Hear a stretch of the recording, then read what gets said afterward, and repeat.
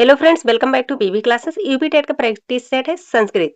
Most important लिए गए हैं जो आपके एग्जाम में बार बार रिपीट होते हैं। चलिए स्टार्ट करते हैं। फर्स्ट क्वेश्चन, रामेण बाणेन हतो वाली में करण है। ए ऑप्शन है राम, बी ऑप्शन है बाण, सी ऑप्शन है राम और बाण, डी ऑप्शन है तो रामेण बाणेन हतो वाली में करण है, इसका अर्थ है राम ने बाण से वाली को मारा, है ना। तो पूछा गया करण है, करण क्या है इसमें? वाली। राइट आंसर हो जाएगा ऑप्शन नंबर डी। अगला क्वेश्चन है, प्रार्था नाम भय हेतु सूत्र का उदाहरण वाक्य है। ए ऑप्शन है रक्ष माम पापात, बी ऑप्शन है वृक्षात पत्राणि पतंति, सी ऑप्शन असौ उपाध्यात अधीते, डी ऑप्शन रामा पापात जुगुप्सते। तो भित्रार्था नाम भय हेतु सूत्र का उदाहरण वाक्य है, क्या है? रक्ष माम पापात। Right answer option number A. अगला क्वेश्चन है, करुण रस का अस्थाई भाव है। ए ऑप्शन उत्साह, बी ऑप्शन रति, सी ऑप्शन करुणा, डी ऑप्शन शोक। तो करुण रस का अस्थाई भाव है, क्या है? शोक। Right answer option number D. अगला क्वेश्चन है, केवल वैदिक संस्कृत में प्रयुक्त होने वाला लकार है। ए ऑप्शन लेट, बी ऑप्शन लिंग, सी ऑप्शन लुंग, डी ऑप्शन लिंग। तो केवल वैदिक संस्कृत में प्रयुक्त होने वाला लकार है, कौन सा लकार है इसमें? लेट लकार। Right answer option number A. अगला क्वेश्चन है, धा धातु से कत्वा प्रत्यय का योग होकर शब्द बनता है। ए ऑप्शन है धात्वा, बी ऑप्शन है धायित्वा, सी ऑप्शन है धोत्वा, डी ऑप्शन है हित्वा। तो धा धातु से कत्वा प्रत्यय का योग होकर शब्द बनता है, कौन सा शब्द बनता है? हित्वा। Right answer option number D. अगला क्वेश्चन है, सेव धातु से सानच प्रत्यय का योग होकर शब्द बनता है। ए ऑप्शन है सेव माना, सेवा माना, बी ऑप्शन है सेव माना, सी ऑप्शन है सेव साना, डी ऑप्शन है सेवाना। तो सेव धातु से सानच प्रत्यय का योग होकर शब्द बनता है, कौन सा शब्द बनता है? सेव माना। राइट आंसर है ऑप्शन नंबर बी। अगला क्वेश्चन है, उच्च प्राथमिक स्तर गद्य शिक्षण का उद्देश्य नहीं। ए ऑप्शन है छात्रों के शब्द भंडार में वृद्धि करना, बी ऑप्शन है छात्रों के सूक्ति भंडार में वृद्धि करना, सी ऑप्शन है छात्रों को स्पष्ट एवं शुद्ध उच्चारण में प्रशिक्षित करना, डी ऑप्शन है छात्रों में अभिनय कला का विकास करना। तो उच्च प्राथमिक स्तर पर गद्य शिक्षण का उद्देश्य नहीं है। Right answer option number D, छात्रों में अभिनय कला का विकास करना। अगला क्वेश्चन है, पहले नियम बताकर उदाहरण दिया जाता है। ए ऑप्शन है आगमन शिक्षण विधि में, बी ऑप्शन निगमन शिक्षण विधि में, सी ऑप्शन व्याख्यान विधि में, डी ऑप्शन प्रश्नोत्तर विधि में। तो पहले नियम बनाकर बताकर उदाहरण दिया जाता है, किसमें? निगमन शिक्षण विधि में। Right answer option number B. अगला क्वेश्चन है, छात्रों को उच्चारण अभ्यास कराने के लिए शिक्षक को सहायक सामग्री प्रयोग करनी चाहिए। ए ऑप्शन श्याम पट्ट का, बी ऑप्शन टेप रिकॉर्डर का, सी ऑप्शन फ्लैश कार्ड का, डी ऑप्शन रेडियो का। तो छात्रों को उच्चारण अभ्यास कराने के लिए शिक्षक को सहायक सामग्री प्रयोग करनी चाहिए, कौन सी प्रयोग करनी चाहिए? टेप रिकॉर्डर का। Right answer option number B. अगला क्वेश्चन है,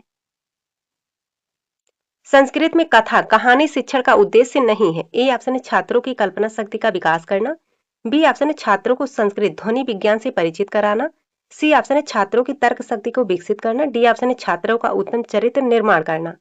तो संस्कृत में कथा कहानी शिक्षण का उद्देश्य नहीं है।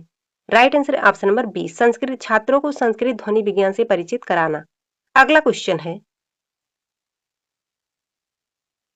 उच्च प्राथमिक स्तर पर छात्रों की परीक्षा प्रणाली उपयुक्त होगी। ए ऑप्शन है केवल लिखित, बी ऑप्शन है केवल मौखिक, सी ऑप्शन है शास्त्रार्थ, डी ऑप्शन लिखित एवं मौखिक दोनों। तो उच्च प्राथमिक स्तर पर छात्रों की परीक्षा प्रणाली उपयुक्त होगी। राइट आंसर है इसमें ऑप्शन नंबर डी, लिखित एवं मौखिक दोनों। अगला क्वेश्चन है, राजा शूद्रक के प्रधान अमात्य का नाम था। ए ऑप्शन है वैशंपायन, बी ऑप्शन है कुमारपाली, C option Pundarik, D option है चंद्रपेन। तो राजा शूद्रक के प्रधान अमात्य का नाम था, क्या नाम था? कुमार पालित। राइट आंसर है ऑप्शन नंबर बी। अगला क्वेश्चन है, काव्य दर्श के रचयिता हैं। ए ऑप्शन है भास, बी ऑप्शन है भारवी, सी ऑप्शन है शूद्रक, डी ऑप्शन है दांडी। तो काव्य दर्श के रचयिता हैं, कौन है? दांडी। राइट आंसर है ऑप्शन नंबर डी। अगला क्वेश्चन है, उत्तर रामचरितम में किस काल के समाज और संस्कृति का वर्णन है। ए ऑप्शन महाभारत कालीन, बी ऑप्शन पुराण कालीन, सी ऑप्शन रामायण कालीन, डी ऑप्शन कालिदास कालीन। तो उत्तर रामचरितम में किस काल के समाज और संस्कृति का वर्णन है? राइट आंसर है ऑप्शन नंबर सी, रामायण कालीन। अगला क्वेश्चन है, निम्नांकित में से कौन भवभूत की रचना नहीं है। A option Mahavira Charitam, B option Naishadhiya Charitam, C option Malati Madhavam, D option Uttara Ramacharita. तो निम्नांकित में से कौन भवभूत की रचना नहीं है? Right answer option number B, Naishadhiya Charitam. अगला क्वेश्चन है, श्री कृष्ण द्वारा अर्जुन को प्रदत्त गीता का उपदेश महाभारत के किस पर्व में उल्लिखित है? ए ऑप्शन है स्त्री पर्व, बी ऑप्शन है विराट पर्व, सी ऑप्शन है शांति पर्व, डी ऑप्शन है भीष्म पर्व। तो श्री कृष्ण द्वारा अर्जुन को प्रदत्त गीता का उपदेश महाभारत के किस पर्व में उल्लिखित है? Right answer option number D, Bhishma पर्व। अगला क्वेश्चन है, आ बीमारकम नाटक के प्रणेता हैं? ए ऑप्शन है कालिदास, बी ऑप्शन है Shriharsha, D option C option है भास, डी ऑप्शन है शूद्रक। तो आ बीमारकम नाटक के प्रणेता हैं कौन है? Bhasa. Right answer option number C. अगला क्वेश्चन है, 10 कुमारों के चरित्र का वर्णन किसने किया है? ए ऑप्शन भूषण ने, बी ऑप्शन दांडी ने, सी ऑप्शन सुबंधु ने, डी ऑप्शन बाणभट्ट ने। तो 10 कुमारों के चरित्र का वर्णन किसने किया है? दांडी ने। Right answer option number B. अगला क्वेश्चन है, माहेश्वर सूत्रों में निम्न में से कौन सा वर्ण सूत्रांत में 2 बार प्रयोग हुआ है? ए ऑप्शन है ला, बी ऑप्शन है चा, सी ऑप्शन है सा, डी ऑप्शन है ड़ा। तो माहेश्वर सूत्रों में निम्न में से कौन सा वर्ण सूत्रांत में 2 बार प्रयोग हुआ है? तो कौन सा वर्ड 2 बार प्रयोग हुआ है? ड़ा। राइट आंसर है ऑप्शन नंबर डी। अगला क्वेश्चन है,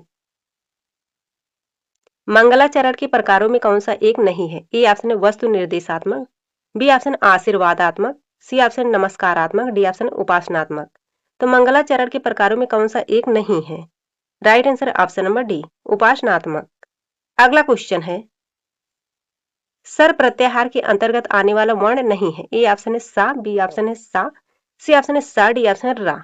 तो सर प्रत्याहार के अंतर्गत आने वाला वर्ण नहीं है, कौन सा नहीं है इनमें से? D. Right answer option number D, रा। क्योंकि सर प्रत्याहार में कौन कौन से वर्ण आते हैं? तीनों सा, बड़ा सा, छोटा सा और खट्टी सा।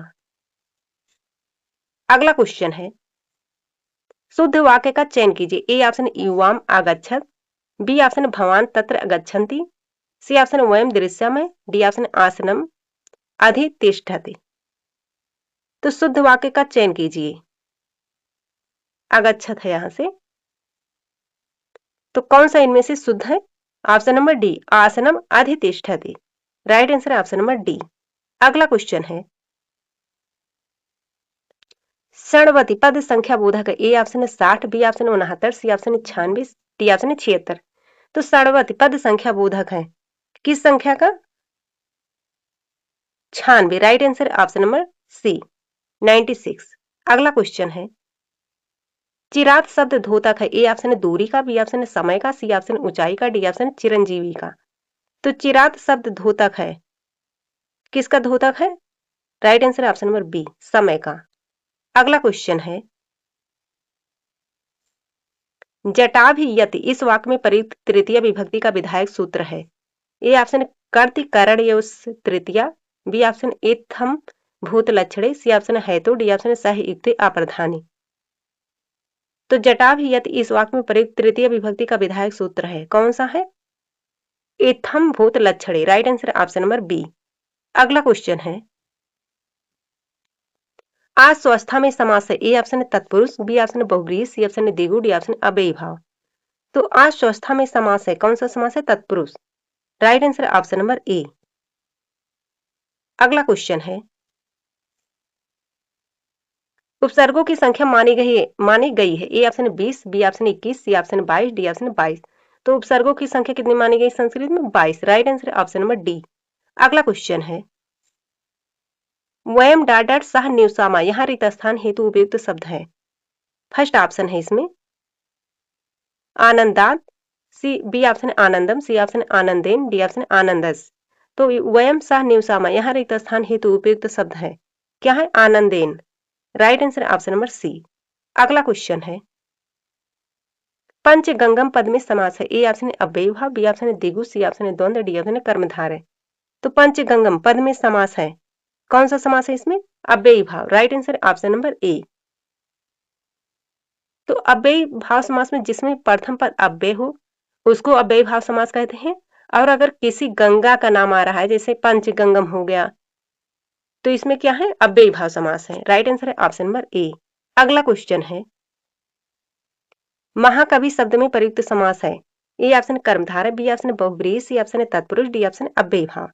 तो महाकवि शब्द में प्रयुक्त समास है, कौन सा समास है? कर्मधारय। Right answer option number A. तो फ्रेंड्स आप लोग भी कमेंट में अपना स्कोर जरूर बताइए। चलिए मिलते हैं अगले वीडियो में, तब तक के लिए जय हिंद, जय भारत।